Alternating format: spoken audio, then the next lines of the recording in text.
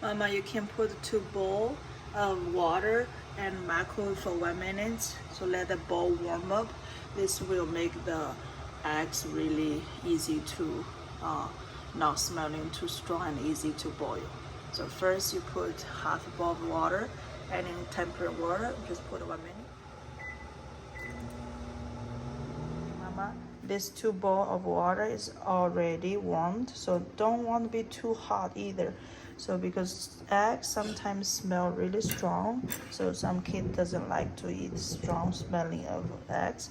So you put it for about 30 seconds, so the eggs will warm, and the bowl also warm. So put there, and the same time you boil water. Make sure the water has to be fully boiled. All right. I boil water. This is perfect. Now, Mama, the eggs and the bowl, they're both warmed. So now you're gonna open one egg direct to the bowl, okay? And you put this down, and you use chopstick or forks, whatever. Just stir like this. Stir really well.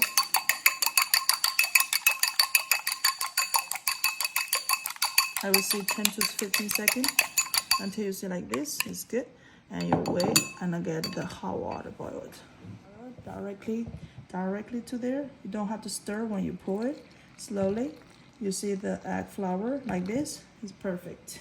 So you can have a half boil if you want the thicker, if you want thinner. If you put 2 eggs, you full bowl. Okay, you see it's like flour in the eggs. All right. So right now you need to put salt right away. Salt and sesame oil.